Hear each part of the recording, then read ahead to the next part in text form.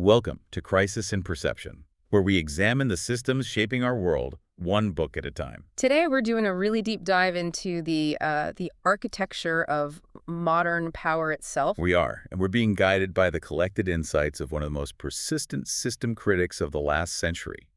We're looking at how institutional power structures, from government all the way to corporate media, how they actively define and constrain the acceptable limits of thought. And not just thought, but action, too. And they do this within societies that, ostensibly call themselves democracies. Right, and that's the core tension. It is. I think the central, deeply provocative question this deep dive forces you to confront is this. How? How does it happen?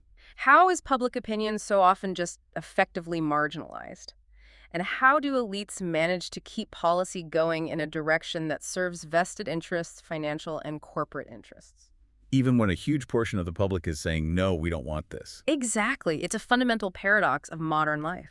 It really is. You vote, you participate, but so often the direction of the ship just seems completely unmoved by what people actually want. And understanding the mechanics of that system control is just so vital right now. Especially now. I mean, we're in an era of massive global economic restructuring, intense social stratification, and maybe most critically, this just overwhelming information overload. Yeah, that overload often obscures what's really going on underneath, the incentive structures. That's a great point. We feel overwhelmed by the sheer volume of news, but the source material we're using today suggests the volume isn't the problem. The filtering mechanism is the problem. And a really crucial clarification before we dive in. Okay. This is a systems-level analysis. Our mission here is to look at the mechanisms and the incentives that produce these very specific, predictable outcomes. In governance, in culture, across the board. Right. We're focused purely on the why and the how of how the system operates, the rules of the game.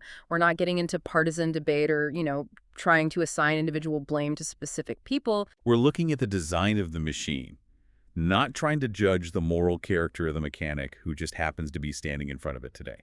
That's a perfect way to put it. And that systemic focus is what lets us gain real insight into how power actually works, no matter who's in office. So let's talk about the source material for this deep dive. Our guide today is the book Understanding Power, The Indispensable Chomsky, edited by Peter R. Mitchell and John Shuffle.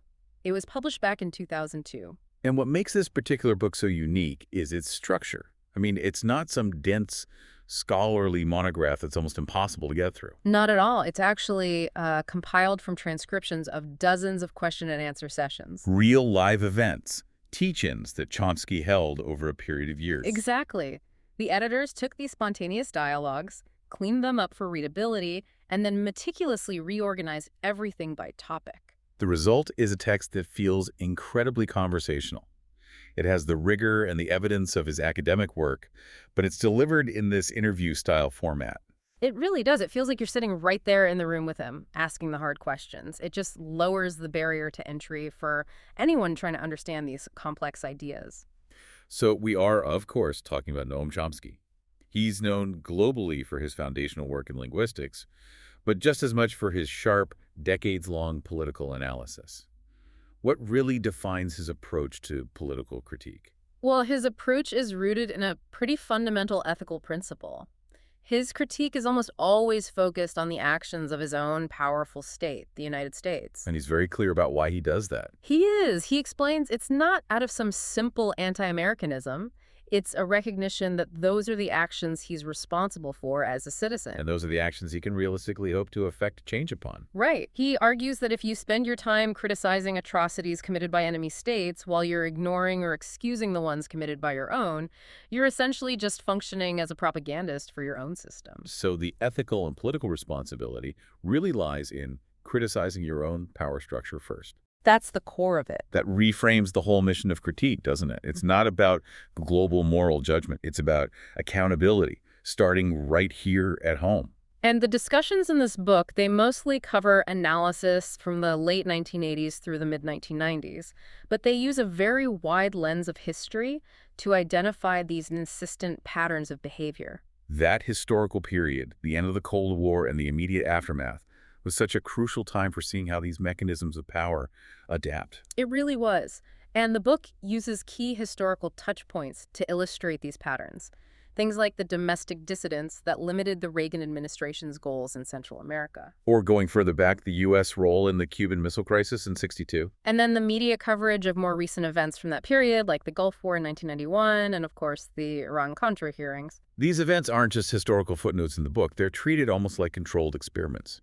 Case studies in how systemic power operates and how information gets filtered when that power is challenged. Yes. And if we had to distill the entire book down to a single analytical statement, a central thesis, What would it be? it's that in the contemporary era, true systemic power doesn't primarily reside in the political state, Congress, the president. It's in the private economy. So the giant transnational corporations, the big financial institutions, the business organizations that really dictate investment and production. That's where the real power is. So if the locus of power is economic and private, then the function of the political government has to change, right? Exactly. The role of the state becomes largely managerial. Its primary function is to preserve the control of what Chomsky calls the minority of the opulent. The wealthy, interconnected corporate class. Right. And the state does this in two main ways. First, by marginalizing any meaningful public participation in big decisions, and second, by producing this carefully filtered information environment. A system of indoctrination, basically, to keep the public pacified, isolated, and focused on other things. That's the framework. Okay, so let's unpack that first method, marginalizing the public, by diving into the impact of resistance. Our first core idea is power and domestic dissidence, the margin for survival. This point really tackles that cynical question you always hear. Does activism or protest actually matter? And Chomsky's answer is pretty nuanced. It's very nuanced. He acknowledges that, no, activism hasn't fundamentally changed the structure of the institutions. Corporations still dominate the economy. The state still manages their interests. But it has dramatically changed the culture. And critically, it has limited the permissible scope of state violence, especially abroad. The historical contrast he draws between the 60s and the 80s is an incredible way to demonstrate this. It's so stark. In the early 1960s, John F. Kennedy could openly send the American Air Force to bomb, napalm, and defoliate South Vietnam. And launch huge terrorist operations against Cuba, all with pretty minimal domestic blowback. The public was either quiet or supportive. Now, fast forward 2 decades to the Reagan administration, when his team tried to move toward direct military intervention in Central America in the early 80s. In Nicaragua or El Salvador? They were immediately forced to retreat from a direct, open war. Why? Because the domestic population had learned something profound from the Vietnam experience. And that learning showed up as what the source calls a convulsion in the country. It was a massive, decentralized mobilization. Church groups, student organizations, grassroots movements, all mobilizing to physically block aid, stage protests, and put immense political pressure on Congress. So this public resistance meant the state couldn't just use overt, overwhelming force. Right. Instead, they had to fall back on clandestine operations, secret arms sales, illegal funding through mercenary states, training terrorist forces like the Nicaraguan Contras. The whole Iran-Contra scandal. The entire sordid affair was, in essence, a sophisticated criminal attempt by the executive branch to get around a politically aware and resistant public. So the very fact that they had to resort to these illegal covert means is actually a measure of the public's success. That's exactly it. It created what he calls the margin for survival for those targeted countries. Explain that a bit more. Well, Chomsky argues that the fate of countries like El Salvador or Nicaragua in the 80s, the fact that they were spared total indiscriminate destruction. The B-52s, the 82nd Airborne. All of it. That was directly proportional to the degree of American domestic dissidence. That resistance prevented the state from deploying its full power. It saved millions of lives and gave those countries a small chance for independence. That really redefines what political winning means. It's often about limiting the scope of destruction, not just achieving some ideal policy goal. It absolutely does. And this need to hide the state's true actions, that leads us directly into our second core idea, government secrecy. It's not for security, it's for control. Yeah, Chomsky notes that if you really analyze the huge government apparatus for secrecy and classification, its overwhelming purpose is not to keep secrets from foreign enemies. Foreign intelligence services pretty much know what's going on anyway. They do. The real purpose is simply to prevent the domestic population, the citizenry, from knowing what its own government is doing in its name. It's about keeping the secrets from us. He points out that if you look at secret internal documents that get declassified, 30 or 50 years later, There's virtually nothing in them that ever had a genuine security-related concern. It's almost always about hiding political embarrassment or the real motives behind a policy from the people footing the bill. and this is a classic, deeply historical method of cloaking power. The book draws a parallel all the way back to the ancient Greek historian Herodotus. He described how the institution of royalty was invented. It was deliberately designed to create a cloak of mystery around power. Making it look above the ordinary person, inaccessible. Exactly. It's the original PR campaign. If you can convince people that the challenges are too complex, too technical, or that great external enemies are constantly threatening to destroy you, The public will eagerly hand over its authority to the king or the president or the military. that mystery and manufactured fear are continuously required. The secrecy system maintains this pretense of constant existential threat, the Soviet Union back then, any other designated threat now, to justify massive spending and unchallenged foreign policy actions. Actions that might otherwise provoke democratic opposition. Precisely. So if the state has to hide its actions through secrecy, how does it get the public to accept the policies it does reveal? That brings us to how they define the language of the debate itself. Our third insight is this crucial analysis of the true meaning of loaded political language. Yes, this is basically a decryption tool for foreign policy talk. It reveals the underlying economic drivers. So the book breaks down several key ideological terms. It does. Let's take the term democracy. When the U.S. supports a foreign government because it has democracy, what that really means, structurally, is that the population runs the country in a way that specifically serves American multinational corporations. So if that same government, even if it's popularly elected, decides to serve its own people's welfare first, say, by nationalizing resources, it is, by definition, considered undemocratic in the eyes of U.S. policymakers. It's a threat to stability, regardless of its electoral legitimacy. And the labels for political figures are just as revealing. A moderate politician is simply one who follows U.S. orders and keeps the system open to foreign investment. The example cited is chilling. Suharto in Indonesia. Yeah. He carried out a brutal military coup in 1965, slaughtered somewhere around 500,000 people, mostly landless peasants, in just a few months. And he was instantly hailed by the West, by the New York Times, as a new moderate leader. Because he opened the country up to massive foreign investment and destroyed the popular resistance. That tells you everything you need to know about the function of that word, the ideology, the level of slaughter. It's irrelevant. Obedience to the corporate agenda is the only metric that matters. And the opposite label, radical, is just as functional. It just means any figure or state that doesn't follow U.S. orders. And this has nothing to do with whether the state is communist or socialist or even fascist. The source notes the U.S. opposition to right-wing nationalists, like Perón in Argentina. Exactly.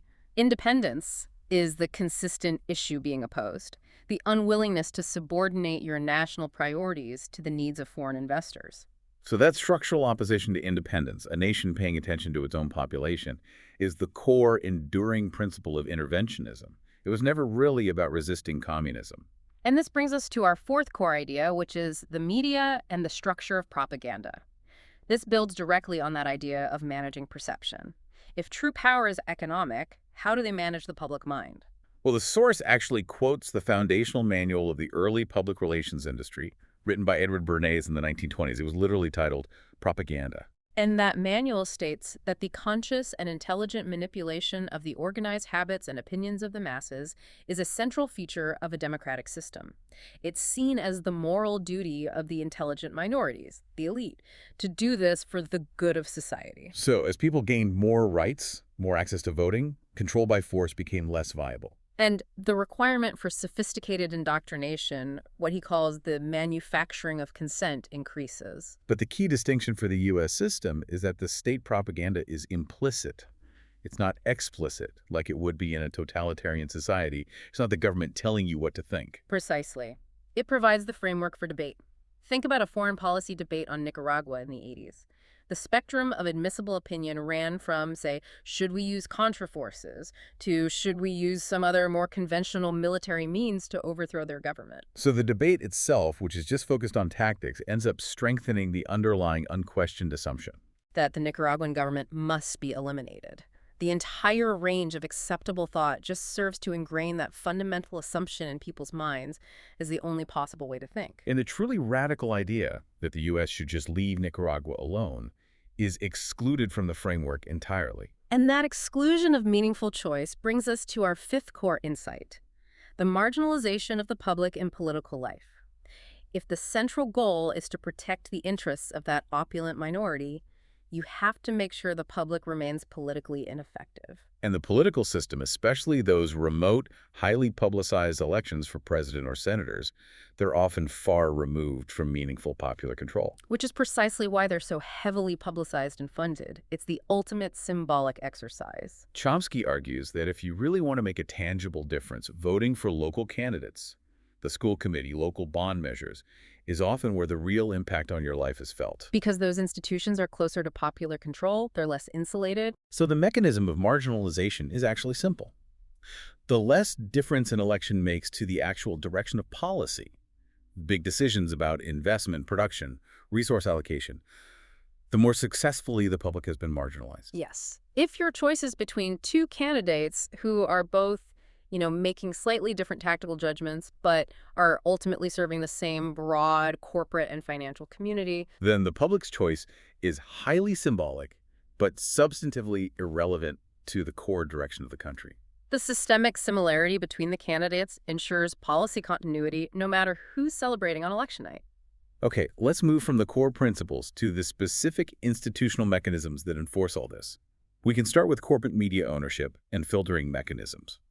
This explains why the media functions as a propaganda system, even with many high-integrity journalists working within it. It's all about structural incentives. Agenda-setting institutions like the major networks, the New York Times, the Washington Post, they aren't small, public-minded businesses. They're huge, profitable mega corporations, often linked to even bigger conglomerates that include banks, aerospace companies, you name it. And their business model fundamentally isn't selling news to citizens.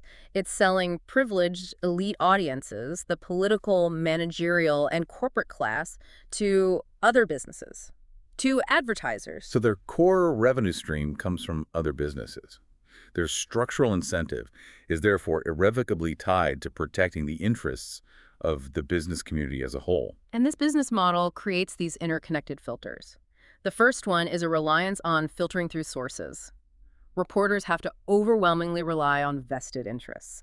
Government officials, high-status think tanks, corporate executives. Because those are the authoritative and self-verifying sources. Right, and a journalist who tries to go outside those established sources to, quote, independent experts or activists or ordinary citizens will immediately find that the level of evidence required to get published is exponentially higher. It's a structural asymmetry. A huge one.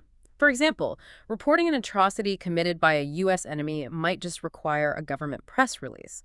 But reporting torture carried out by an American military officer or a U.S. corporation will require videotapes, sworn affidavits, internal documents, years of investigation. This asymmetry ensures that the institutional narrative is always the path of least resistance for a working journalist. And then there's a concision constraint. This is especially relevant for TV news.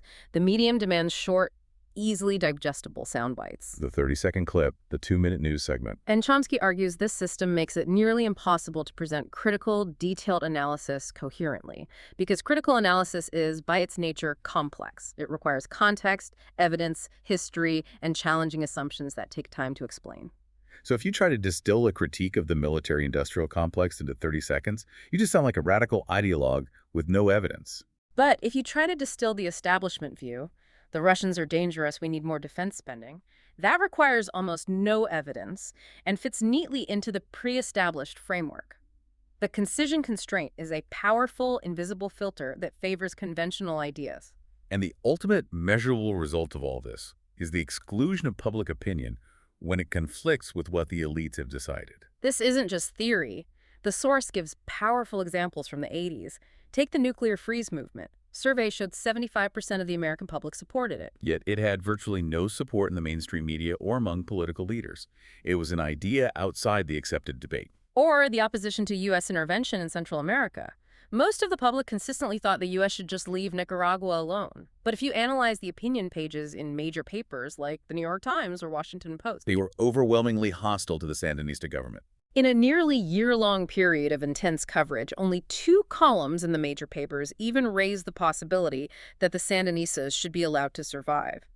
That position, which reflected a huge segment of popular opinion, was structurally inexpressible in the mainstream. This filtering is deeply intertwined with the underlying economic machinery, specifically what the source calls the permanent war economy, state capitalism via the Pentagon. This reveals the fundamental hypocrisy of the free market ideology.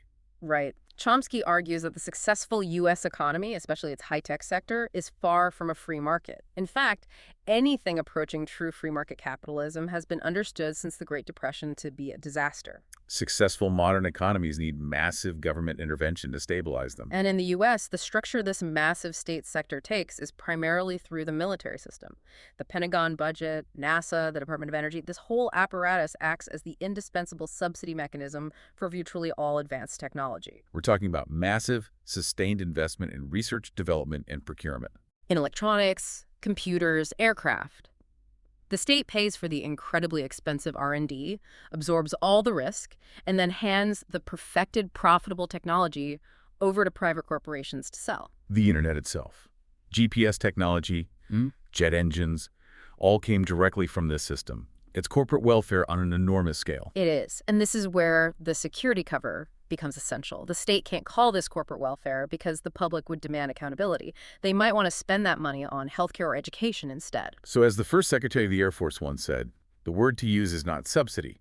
The word to use is security. By framing it as security and maintaining the pretense of a constant existential threat, they ensure continuous, massive government financing of industry without any real public oversight. And the system persists because the privileged, educated population depends on it. The source notes that when military spending briefly declined in 1986, it immediately resulted in falling real wages for college-educated skilled workers. Engineers, managers, the very demographic that relies on the war economy for stable, high-paying jobs, this creates a powerful constituency for maintaining high spending under the guise of security, regardless of the actual threat level. Next, let's map the process of elite consensus and marginalization of dissent through a fascinating historical contrast the book makes. Watergate versus COINTELPRO. This reveals what the system truly fears. Right. Watergate, the break-in at the Democratic Party office, was treated as this severe, system-rocking scandal. It led to the resignation of a president. Why? Because Nixon's people infringed on the prerogatives of other powerful people. It was an unacceptable intra-elite conflict. Exactly. But at the exact same time, there were the vastly more significant COINTELPRO exposures. This was a massive, years-long FBI operation. Including the assassination of a Black Panther leader, Fred Hampton. Organizing race riots and 15 years of systematic disruption burglaries, planting false evidence against a legal political party, the Socialist Workers' Party. The scale difference is just staggering. Watergate was petty burglary. COINTELPRO was a systematic national political police operation designed to destroy democratic rights. Yet Watergate dominated the media and history books as the Great Scandal, while COINTELPRO was largely ignored by the mainstream. What does that contrast prove? It proves that system integrity, making sure powerful people and institutions are respected and not attacked from within, is prioritized over democratic rights. Infringing on the rights of the powerful is a huge scandal. Assaulting the rights of the marginalized is not. This connects to the broader idea of the non-ideological class war that drives U.S. interventionism. The core principle isn't fighting communism. No, it's consistently preventing independent development in the Third World, preventing a country from developing in a way that pays inadequate attention to the overriding needs of U.S. investors. Therefore, that government, regardless of its ideology, has to be destabilized or overthrown. This is why the U.S. will support allies, like Indonesia's military dictatorship, through genocide, or passively allow internal slaughter, like supporting Saddam Hussein as he crushed internal resistance after the Gulf War. If it serves the regional order and protects investor priority. The principle isn't moral, it's purely structural and economic. And the final piece of this map is the feedback loops between power, media, and policy. This explains how corporate power gets public legitimacy. So corporate America is constantly organizing what amounts to a class war. Policies to crush unions, limit social spending, reduce taxes on capital. But they need troops voters to maintain control of the state. And they can't openly campaign on a platform of, vote for me, I'm trying to crush your wages. So they have to appeal to the public on other manufactured grounds. Jingoism, racism, religious fundamentalism, fear of enemies. This manufactures a mass base of support among working-class voters for policies like tax cuts for the rich that ultimately crush their own interests. It's a mechanism of massive, systemically necessary misdirection. And this behavior is dictated by the institutional structure, not by individual morality. Right. A business has to maximize profit. An executive who fails to do so, even for moral reasons, is just replaced by someone who will. The institutional facts dictate the policy. The feedback loop is complete. So that brings us to how this decades-old analysis translates to our modern, hyper-connected world. What are the present-day implications, starting with our modern media ecosystems? Well, the core issue, Chomsky identified widespread public disillusionment, and the breakdown of civil society has only intensified. When people feel institutions are unresponsive, they desperately search for alternative explanations for their reality. This often leads to what we could call a disillusionment vortex. Yeah, that's a good term for it.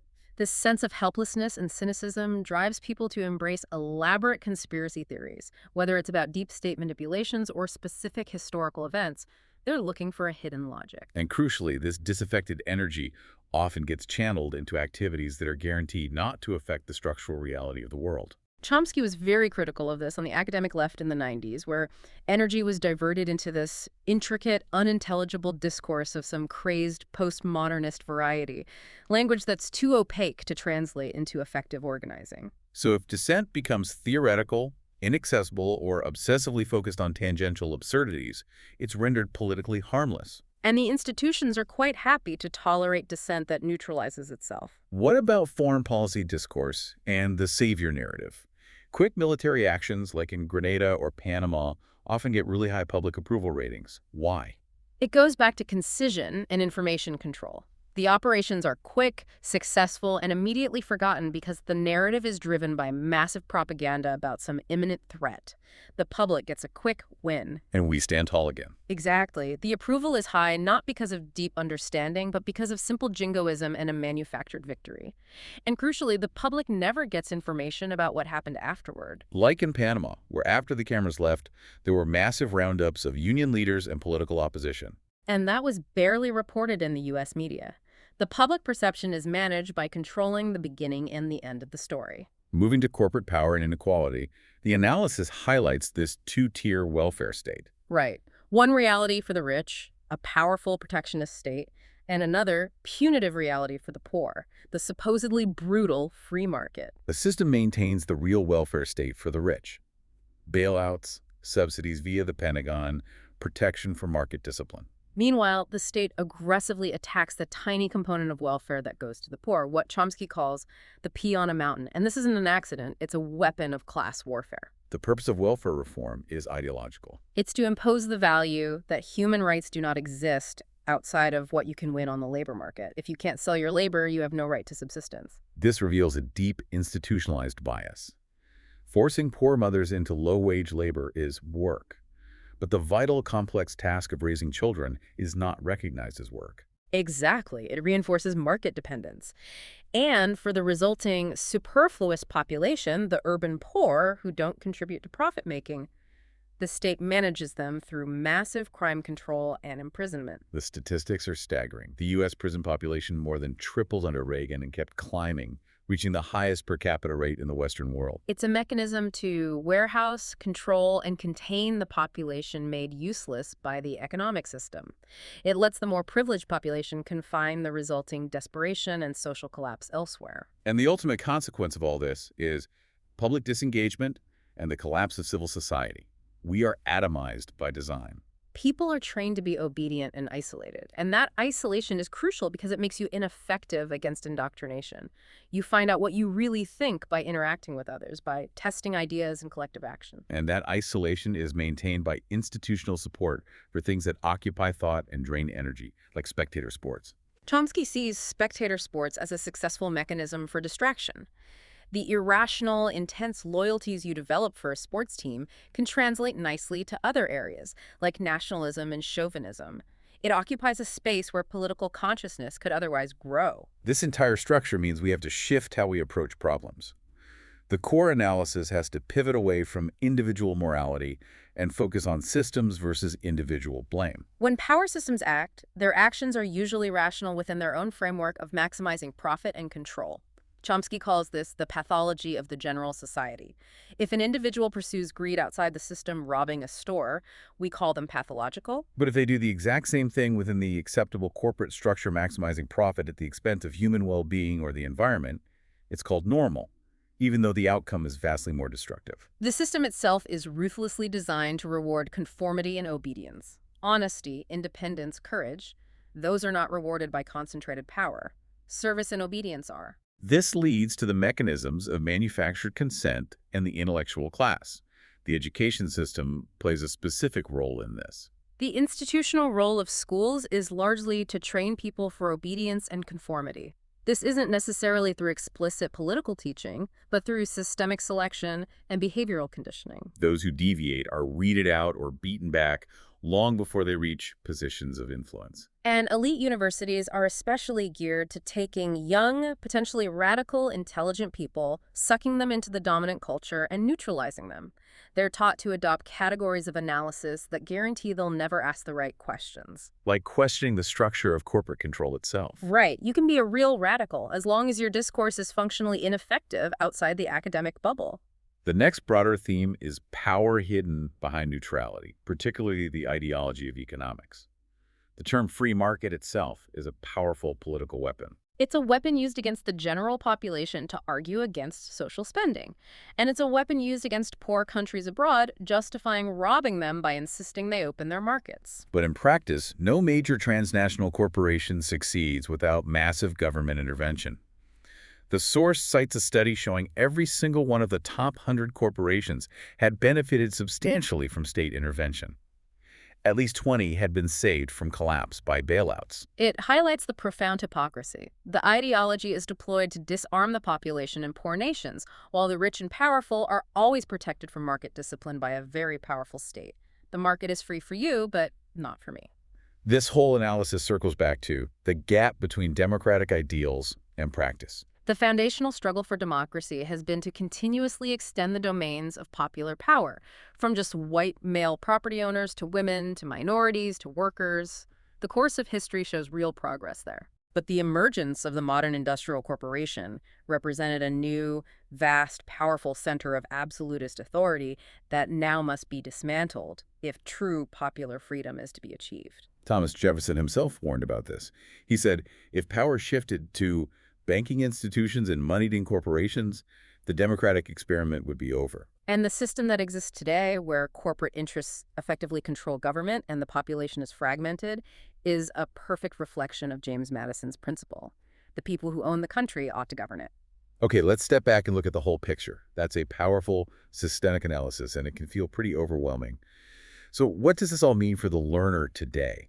How does this change our perspective? Well, what the book really helps us see differently is that the power structure isn't fundamentally broken. It's performing exactly as designed by the minority of the opulent to protect their class interests.